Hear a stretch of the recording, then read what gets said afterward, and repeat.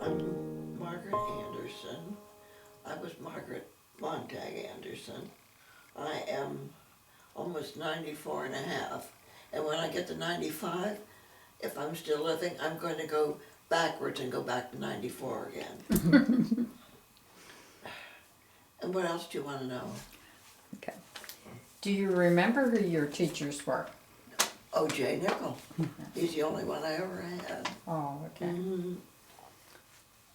Do you know what the school looked like then? A lot different than it did now. We had an outhouse, I remember that. And my nose, I don't know if Ernest Hook brought that in, but when I would get a nosebleed, I would go out and she'd pump the old pumper outside, and that's how my nose bleeds, and even at that time, and she remembered it too, and what we used to go through. I don't even remember, because I failed the first grade because I was sick. I couldn't walk, I couldn't do anything. So they got me to a heart doctor in Trenton, and I'd say he saved my life. But of course I couldn't go to school, and so then I don't even know how long I went. If it was 3 months, I don't know. And I don't even remember who was in my class except Ernest Hook. I think James Newbert was in it, and maybe Paul Kigler. And Roy Fisher, I think, when he went to instructions, I think he was in our class for 1 or 2 years. And that's all I remember. Mm-hmm. And I do remember when it was real cold and we had to walk to school, and Daddy Nickel would heap up the coal fires in the center of the, it was in the school building in the middle, and he would just let us all get chairs, and we had Bible history there, so that by 9:30 the church would be, or the school would be warmed up, and then we could go back to our seats. And as we said, to the outhouses, and I remember when we first went there, the stables were still there for the horses, when the people drove their horses and buggy. And one thing I remember, Nellie Kigler, she could always, we played Andy over the schoolhouse, and she's the one who could get the ball over the schoolhouse roof better than the men could. And I don't remember too much because being in 2 years in first grade. And I remember one year, Kenny Wetzel was sitting beside me. I think he was in second grade. And he gave me a piece of candy, and I didn't know we were not allowed to eat it. So he ate his, and I ate mine. Daddy Nickel got out his old belt and gave Kenny a little whipping. And I thought, am I going to get that too? But I didn't. So I guess he figured I didn't know any better. And the one thing I remember, the butcher, I think it was the Newbert and Saxonburg, used to come around and he'd deliver milk, or no, meat, to the people. And he came to Hophius's. I remember the one time we had recess at 10:30. So he went out and he came in with his hunk of bologna. He ate it right in school. Daddy Nickel, he wouldn't make a move to him because I think he could have beaten up on Daddy Nickel. And really, I remember we used to go to school on Christmas Eve. The parents would empty you out at the schoolhouse. I had my long curls. And then we had to get from the schoolhouse into the basement to go in the church aisles. And then we each had our little speech to say. And How did you get your lunch at school? your parents carried it. Yeah. I don't know if my dinner bucket is still around, maybe in the attic. But Mom always packed those for us. And I don't even remember, I know in the spring we would go outside and have recess outside. Since I don't play the organ anymore, it's sitting there. I have tried it a couple times, and I just sit and cry. The words go through my mouth. I wish they wouldn't. I mean, all the words of the songs that I knew, and I go to play it, and I cry. There's nobody here to sing with me. Maybe What did you drink at school? What did you take to Water. drink? Water. And where did you get the water? one pump out of the old schoolhouse. And how'd you get to school? Walk.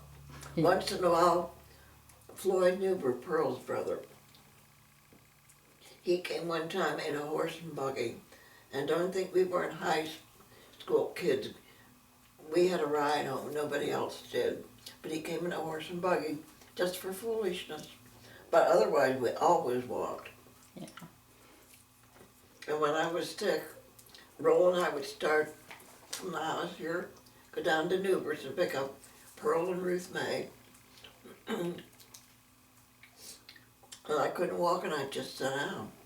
And that's when they finally decided that that's when I should go to a doctor.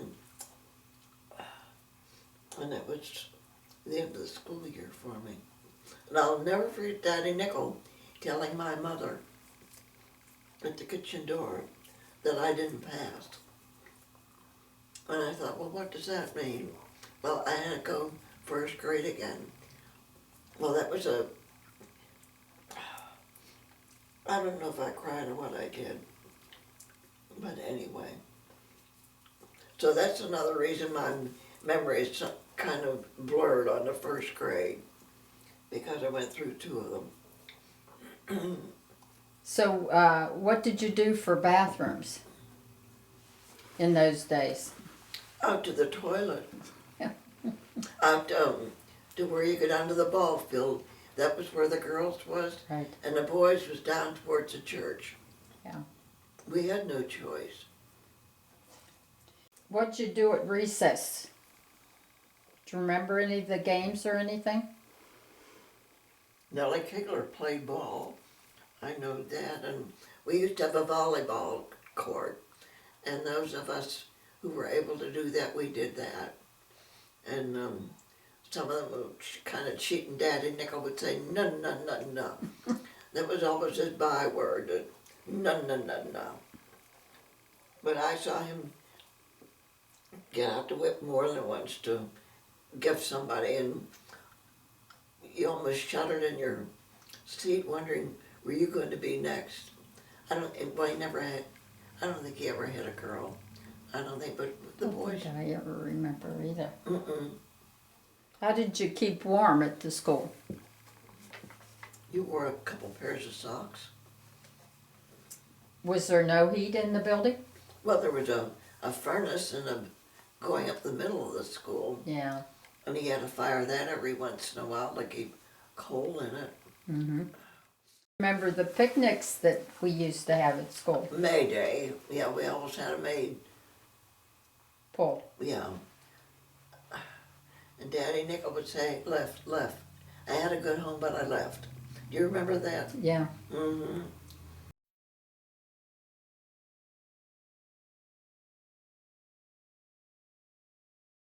We had confirmation classes in the basement. We weren't in the school. Mr. Nickel had regular religious training for the other kids, but we guys that were going to be confirmed, we were over to the school, and the one girl came in and she had on bright nail polish, and that just wasn't the right thing. And I believe he made her take it off. He made her take it off. And another thing the girl did, nylon hose were so very, very hard to get. And she came into, maybe she doesn't even remember, she came in with nylon hose on, and there were comments made about that too. I don't think she had to take them off, but it was just the fact that they were there, and it was just one of those things. We were scared to death of the minister, and well, we were all glad to get out of that class. And for confirmation, I remember Madeline lying mentally Montag. We went out at Good Friday. We were confirmed on Palm Sunday, and we were just getting some buds. I don't know what they were. We had to go out and creep them, and then they made a wreath out of it. It was crow's feet. Mm-hmm. Is that what it was? Mm-hmm. Well, that's what we had to do, and we had that for years and years. And what else can I tell you about school?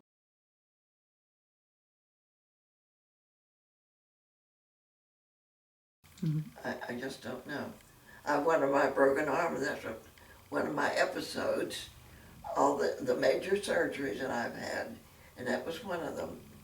We were up at Alameda Park at a 4-H picnic, and somebody was, you know how you would skate a guy in the middle, and there were 5 or 6 just hang on to you. And the guy that was on my right, I don't know what he was doing, but they kind of locked arms, and what he did was to just break loose and didn't tell me. And I flipped down and broke my arm. I still have a picture of that over there too. Was that in youth group? Or was it in 4-H? 4-H, okay. 4-H. Mm-hmm. What did you do in 4-H? Did you remember what you did? Miss McCloskey, we learned to, I think we made, I don't know if we made jelly. It was more sewing than anything else. Sewing, and that's where I learned to do some of my quilt patches. Our girl out in Arkansas is fixing that quilt for me now. But it was just little things that you could make yourself busy at home, I guess, for more than anything else. But I remember more of the later stuff and whatever. Okay, and what about in the winter time when you had to walk to school We walked. and you stopped off?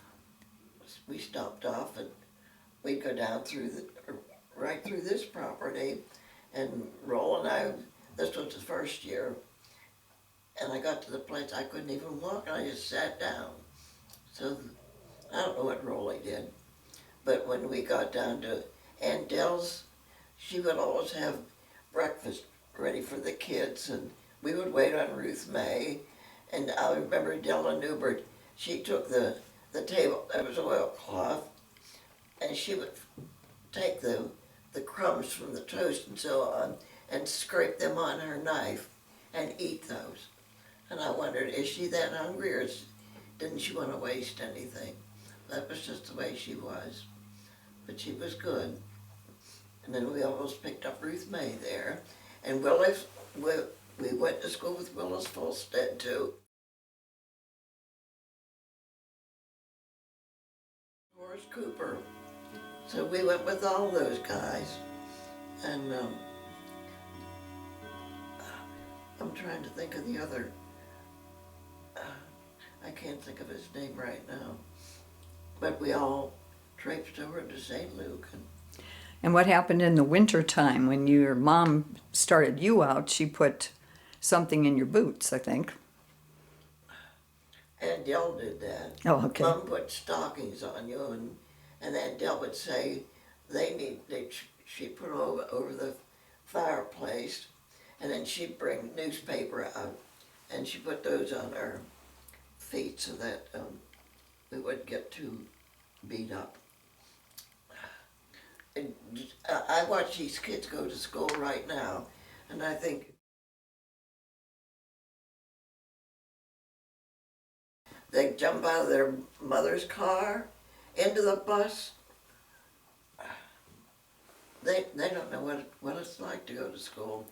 The saddest part is that there are those people that want to hurt them, so it's not safe anymore to walk. Well, I know there's a reason for Yeah, it, it's terrible. but what I'm saying, I don't know. And you went on to high school.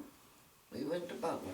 And the rest sometimes walked to Winfield, and that was a 4-mile trip. Ray and Kenny went there, but we went to Butler. But we had to walk to either Jefferson Center or Hannistown to get the bus, and then you rode the bus to Butler.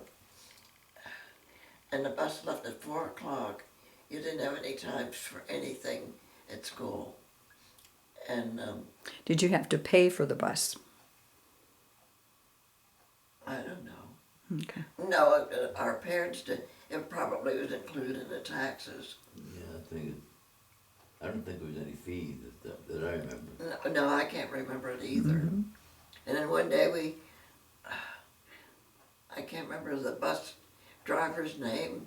It was the art teacher from Saxonburg, and she's kind of related to Don Venerini, or he knew her, but she was an artist teacher, and I took that art, and she was on the bus, and I can still remember where it happened. Before you went to Dietrich Hollow, going down that deep hill and up the next hill, well, it was icy, and he skidded into the ditch, and the bus wrecked.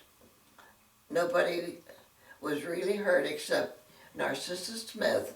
She had a broken leg, and they took her to the hospital, and we were all okay. You don't remember that, Don? No. Well, anyway, that's what happened. And we had no more art classes in school because she was the only art teacher. And then she retired after that. So she was the one who broke her leg. Yeah, just on that. And he was minding his business, but it was icy. And they didn't have, trucks and so on to go out and fix the highways as they do now. Okay, then you went to Butler High School for 4 years. 4 years. I had a chance at the job at the Methodist Church at the Diamond. My Harvey was my room teacher. She wanted me to go there, and I didn't want to. And I didn't want to work for a church. I had enough of church, all 8 grades. And then I worked at the bus station for a while. And then I thought, well, this isn't getting anywhere. So I went down to the mill. And Mr. Walker, that was the Walker boys that sang in Vegas, their granddaddy interviewed me. And I remember Mr. Bush, he was a big diehard Lutheran from Freeport Church. And he and Mr. Graham, who became a vice president, I interviewed with them. So I went back to Mr. Walker's office, and he said, well, if we find a need for you, we'll let you know. So I was going out the door to, I don't know who took me down. I wasn't driving then yet.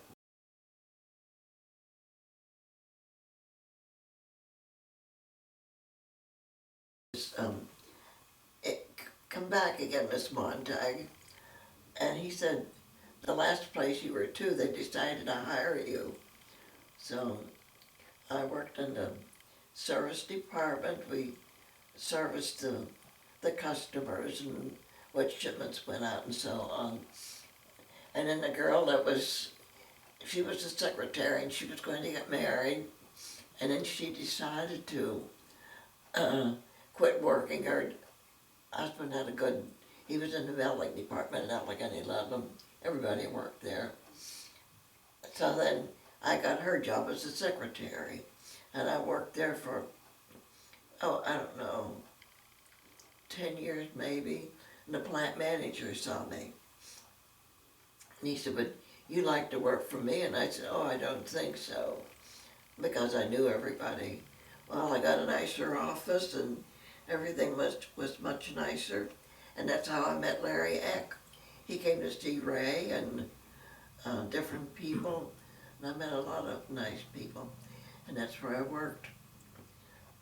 When we got married, and Ray's first wife, she died of a heart attack. And she was a school teacher, and there wasn't much cooking there. And Ray said, you're going to stay home. And I said, I don't know. Well, we had the bosses up and their wives after we were married, and I quit in July. And they said, we want you to keep on the board, or keep on the roster till the end of the year. And I said, it won't do any good. Because Ray was sitting there and he said, I had enough of eating out every Friday.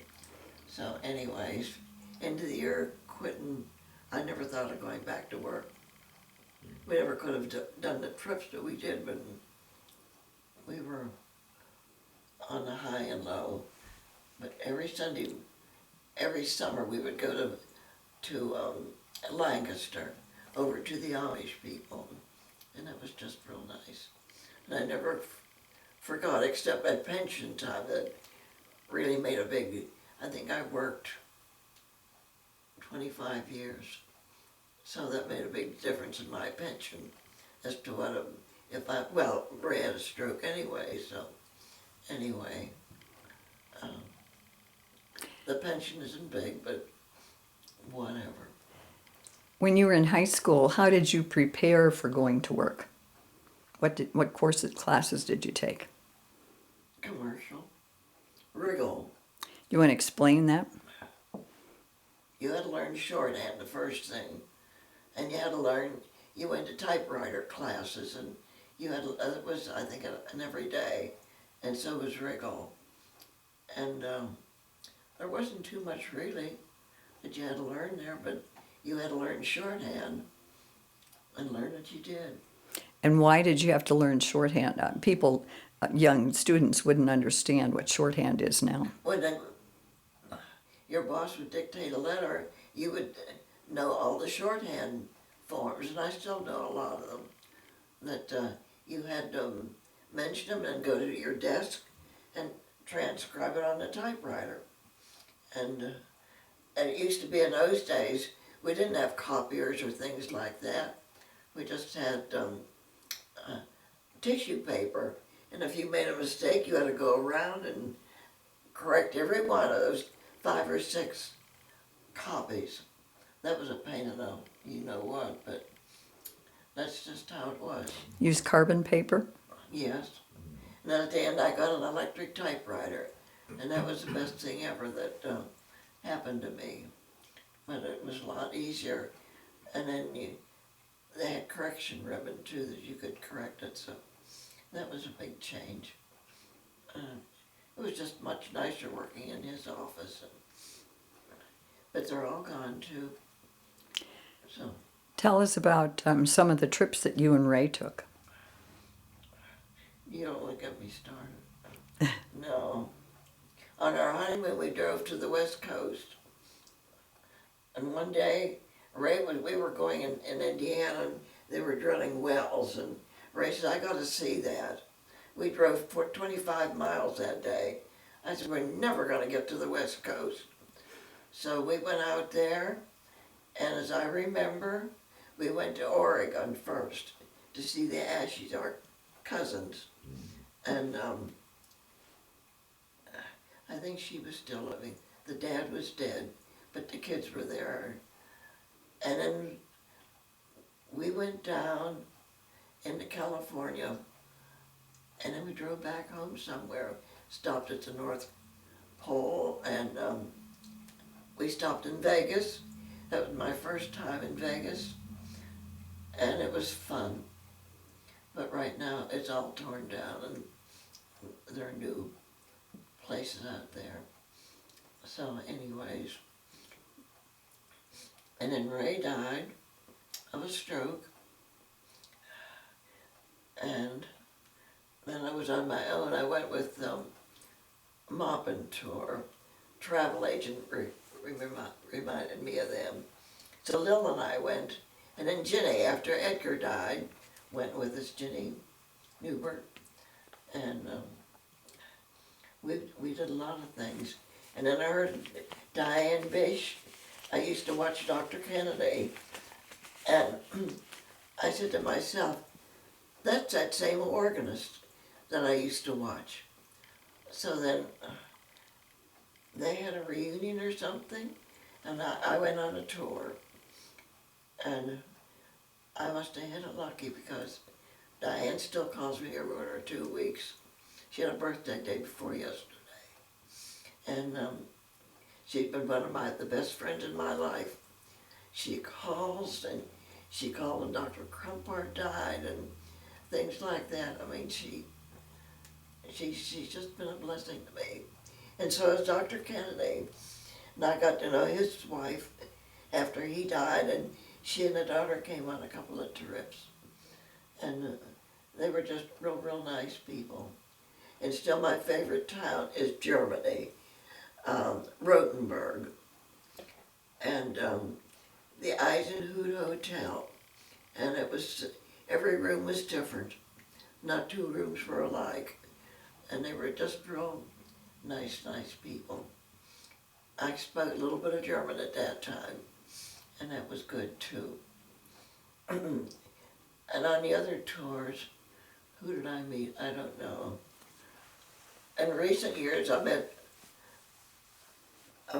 Ben Roethlisberger at the airport in Las Vegas. We were both waiting for our luggage, so I went over and talked to him and told him I didn't know a thing about base or football, but he was just very nice. He just had a baby the other day, you know? Yeah, so I heard him last night in the news. He had 2 boys. Mm. No, but anyways, it was just a lot of things. And Tell us about some of the places that you went with the Diane Bish. Can you? you name them, and I'll tell you if I wasn't there. We went through the Danube, the Rhine River. We went through, we were on the outside of St. Petersburg. And I didn't go to that trip because I'd been on it before with Mop and Tour. And we went to Stockholm, Sweden, and the other town that's up, the other country that's in, in the peninsula. I can't remember. Norway? Denmark? Norway and Sweden. And I remember going through the locks, not the locks, but when we still, this was in Moppentor, it wasn't with Diane Bish, but we went through the gates, and sometimes you had to wait till the soldiers came through and checked everybody, what you were taking into the Black Country.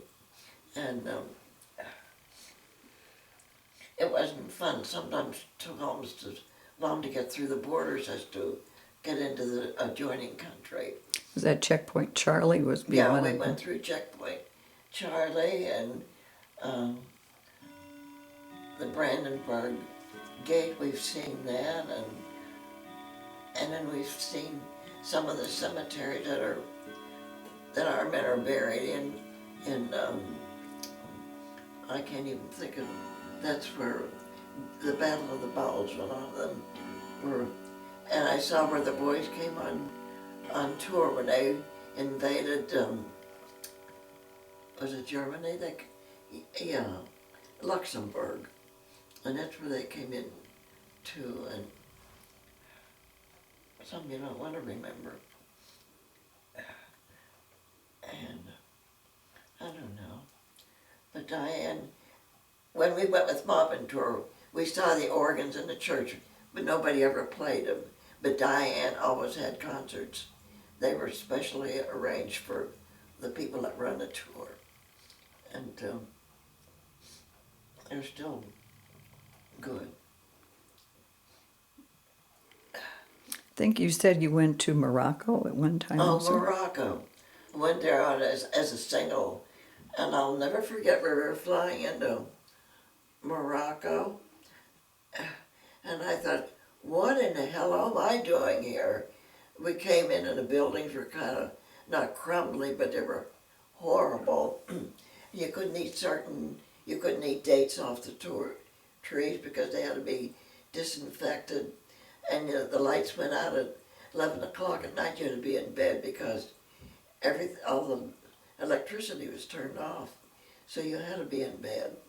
And it was interesting. And this I got in the Atlas Mountains. That came from Morocco. but I was glad to get out of there. But I went with a couple, he was stationed there during World War II, and he, of course, got a kick out of it, and he wanted his wife to see it and wanted me to, that was nice, but I wouldn't want to go there again. And so, been to the islands and whatever. And you see one, you see all of them.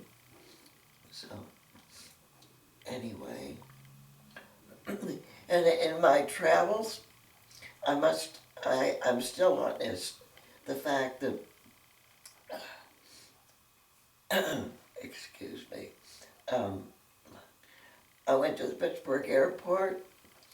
I think Don Venerini took me down, and I tried to check in on that.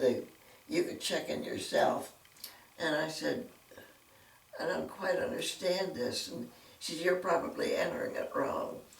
And the girl at the counter came over and she tried it twice. She said, there's something wrong. So she said, we're going to the back room. So there was a man at the counter, and I said, I'm going to miss my flight. I was going to Florida. And I was by myself. And the man said, I shouldn't tell you, but you're on the no-fly list. And I said, why is that? And he said, somebody flew, her name was Margaret Anderson, so now we have to recheck them all. And I said, am I going to get there today or tomorrow? And he said, you'll get there. So then they escorted me back. I had to go back through luggage check again. Finally, they let me on a plane. And I got to Florida. We had dinner that evening. And I said, guess what? It's on the TSA. And I said, I'm on the no-fly list. And they thought I was acting up. I said, no, it isn't. So anywhere I went, I had to carry that with me. And Gloria and I used to travel together. And I said, we were going to the gate in case we had a problem, because I had papers to take with me. And I said to the flight attendant in Europe, I said, don't you dare leave this airport. We were the first ones there. We were the last ones that checked in.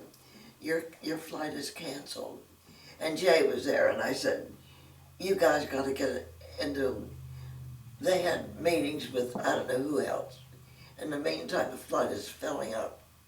Finally, they let us on. So the last time that I flew, I've got identification papers now.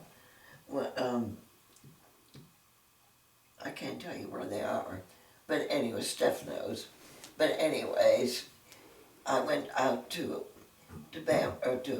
Wayne and Bambi's once, and I showed my TSA papers going through the guard. I was with the walker, and they said, well, you have to go over here. And I knew that with the walker and so on. So he said, hey guys, we didn't see one of these for a long time. This is a TSA flight that this woman has to carry.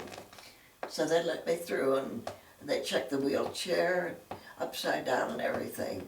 And then I had to show it again when I came back from Las Vegas. So anytime I would want to go somewhere, I still have to carry that. And that guy was just fired the other day. Do you know that?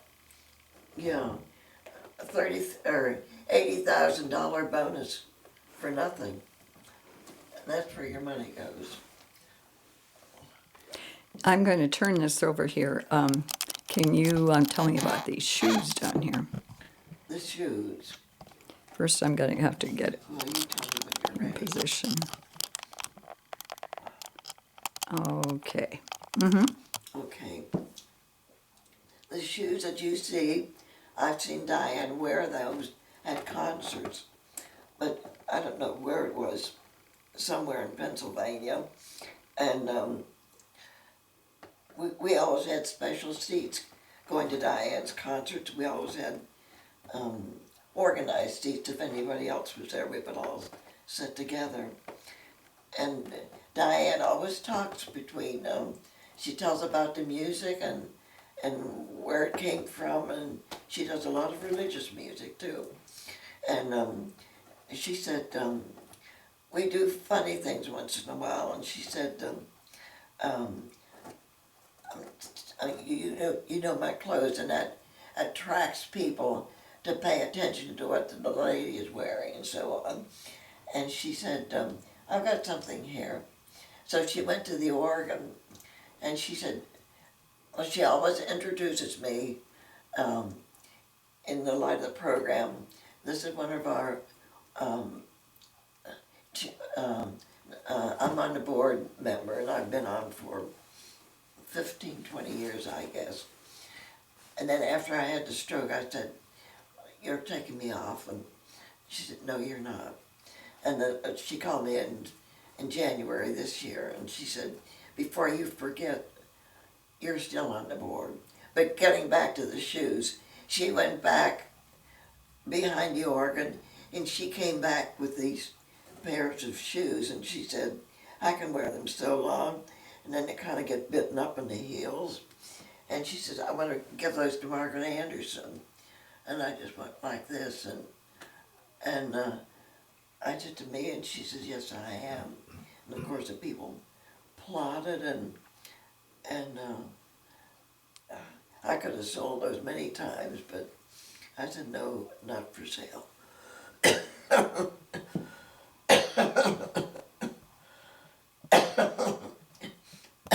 So that's the story on the shoes. And Jimmy Slay built the the cabinet for me. He was just real nice about it. And we've been on the St. Lawrence River. It wasn't a hurricane, but it was pretty well close to it. Everybody got sick. I threw up, they threw me into bed. Diane was sick, and two men, they didn't get sick. So they had a feast. Okay. The other shoe that you probably see, I say it's a 10 or 12 or 13, a man's shoe, belongs to one of my grandnephew, I guess I would call him. Dad isn't gonna outshine me, the dad said, so they got a shoe all fixed up, and it's sitting there right beside Diane's. And the pink flowers are from Lil's funeral. They were artificial, and I just stuck them in there. So it's a good reminder, not of Luke, but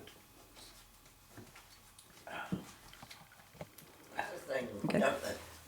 Can I tell you? Yeah.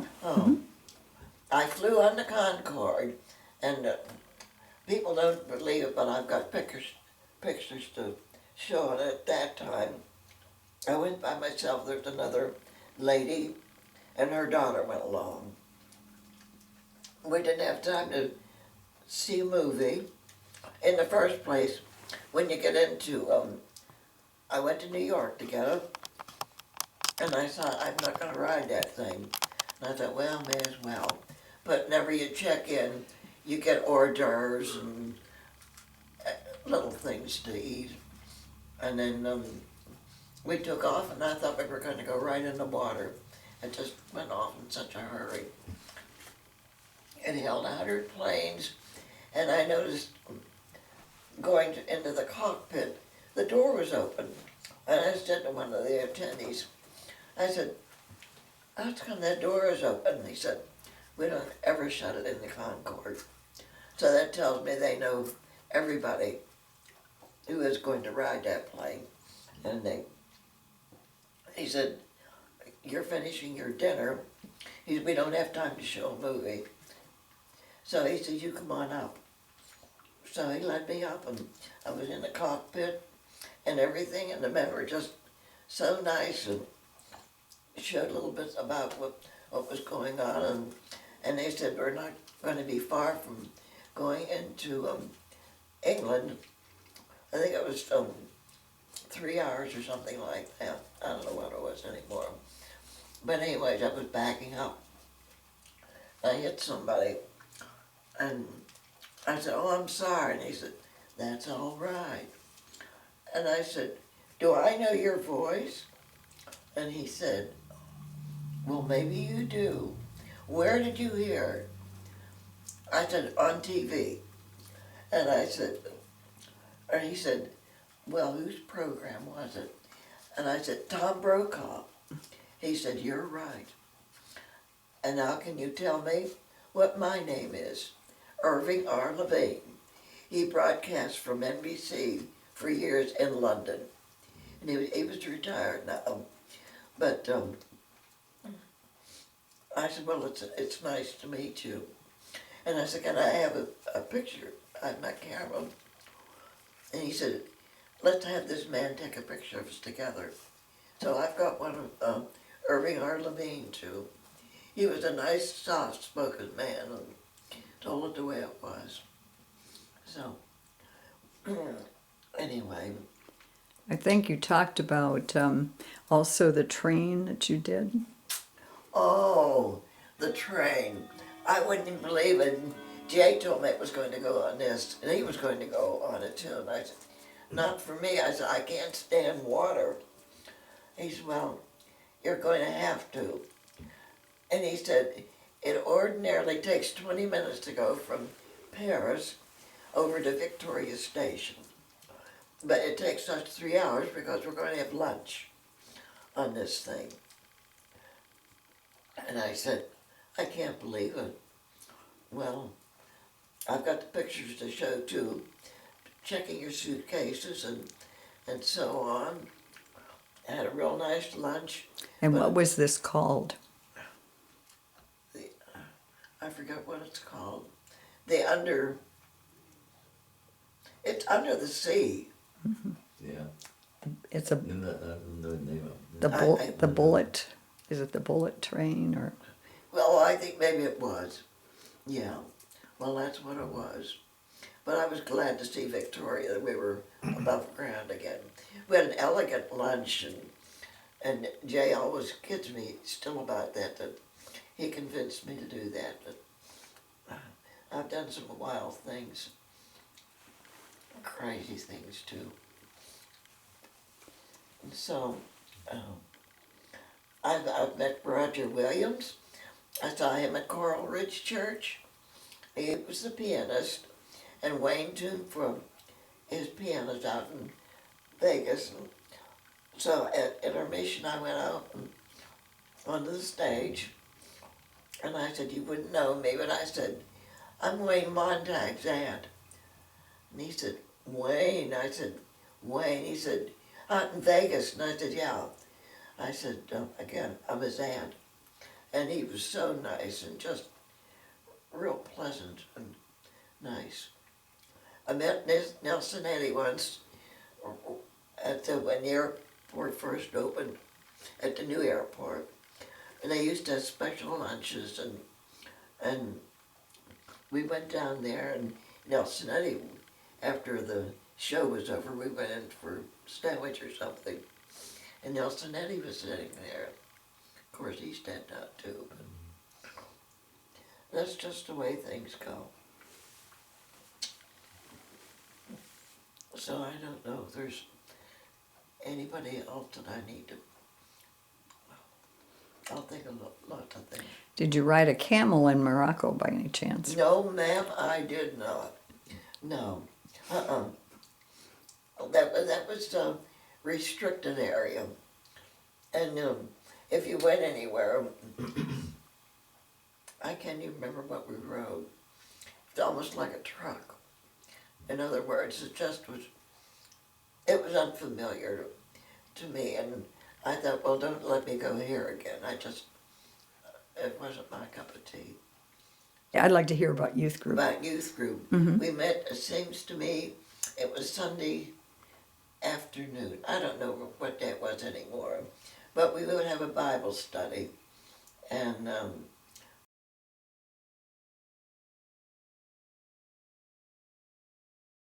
Who did the leading? Well, at the times I'm thinking of, it used to be Pastor Hofis, but I think eventually OJ took it over. Yeah. I don't remember that much, but Mr. Nickel had youth group, you remember that, Don? Yeah, we had, well, we used to have junior and senior, remember? No, Yeah, see, I don't remember that. yeah. Yeah, it used to be Sunday afternoons. Yeah, That's what she said. Mhm. Uh-huh. Senior group, I think, met Sunday nights, yeah. it could well be. Mm. Those years go back pretty far in my mind.